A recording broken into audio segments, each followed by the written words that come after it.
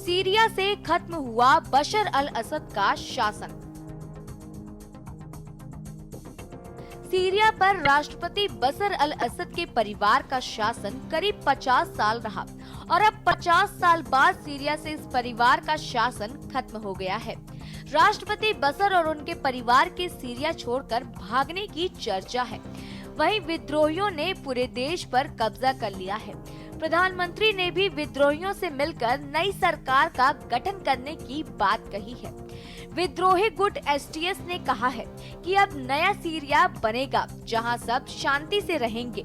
आलम ये है कि दमिश्क की सड़कों पर बड़ी संख्या में लोग उतर बशर सरकार के पतन का जश्न मना रहे हैं। कैसे राजनेता बन गए बशर अल असद? बशर अल असद ने मेडिकल की पढ़ाई की है। लंदन से वे आंखों के विशेषज्ञ डॉक्टरी की पढ़ाई करने गए थे। उस समय तक बशर का राजनीति से कोई लेना देना नहीं था। 90 के दशक में बड़े भाई की एक कार हादसे में मौत हो गई। आखिर बशर न चाहते हुए भी राजनीति में आ गए। साल 2000 में पिता की मौत के बाद सीरिया की सत्ता पर काबिज हुए।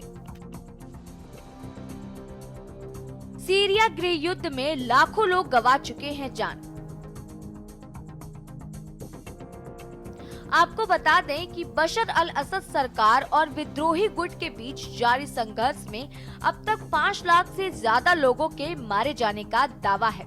साथ ही बीते 13 वर्षों में सीरिया से करीब 68 लाख लोग देश छोड़कर जा चुके हैं। इनमें से अधिकतर लोग तुर्की और यूरोपीय देशों में रह रहे हैं। सीरिया के 30% हिस्से पर पहले भी विद्रोहियों का कब्जा था, लेकिन अब अधिकतर हिस्से पर उनका कब्जा हो गया है। कौन है विद्रोही संगठन? असद सरकार के खिलाफ लड़ रहा विद्रोही गुट हयात तहरीर अल शाम आतंकी संगठन है, जो अल कायदा की शाखा रहा है। हालांकि बाद में इस संगठन ने खुद को अल कायदा से अलग कर लिया था। इस गुट का नेतृत्व अब्बू मोहम्मद अल जोलानी द्वारा किया जा रहा है, जिसे बेहद कट्टरपंथी माना जाता है। एसटीएस ने साल 2016 में अल कायदा से अपना नाता तोड़ लिया था। जोलानी ने खुद को गुट का नेता घोषित कर दिया था। पश्चिमी देश एसटीएस को आतंकी संगठन मानते हैं।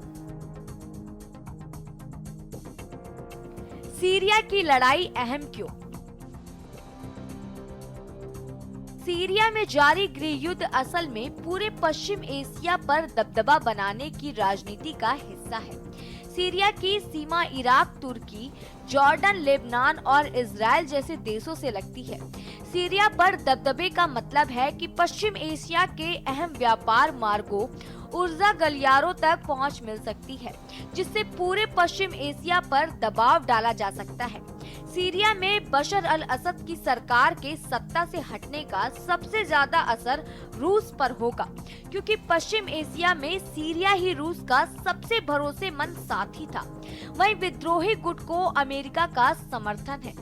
सीरिया गृह युद्ध के चलते अंतर्राष्ट्रीय बाजार में तेल की कीमतों में भी उछाल आने की आशंका है, जिसका असर भारत पर भी होगा।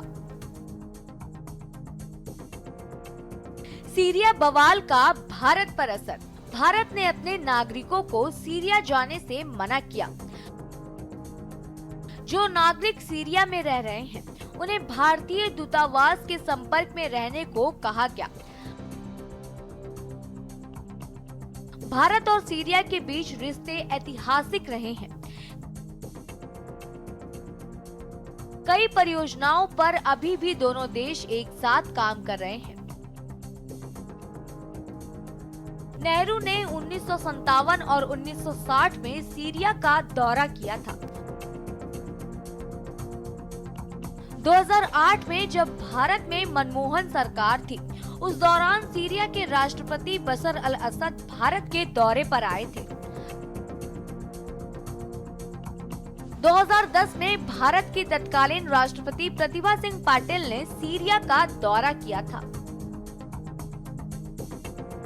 बता दें कि सीरिया में विद्रोहियों के लगातार मजबूत होने और बशर अल असद सरकार के कमजोर पड़ने के बाद इजरायल को एक और युद्ध का मोर्चा खुलने का डर सता रहा है। दरअसल सशस्त्र बलों ने गोलन हाइट्स इलाके में बफर जोन में प्रवेश कर लिया है और उनके द्वारा संयुक्त राष्ट्र के पर्यवेक्षी बलों पर हमले किए जा रहे हैं।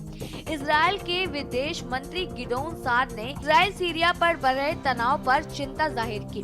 इजरायल को गोलान हाइट्स इलाके में मौजूद अपने लोगों की सुरक्षा के लिए चिंता हो रही है।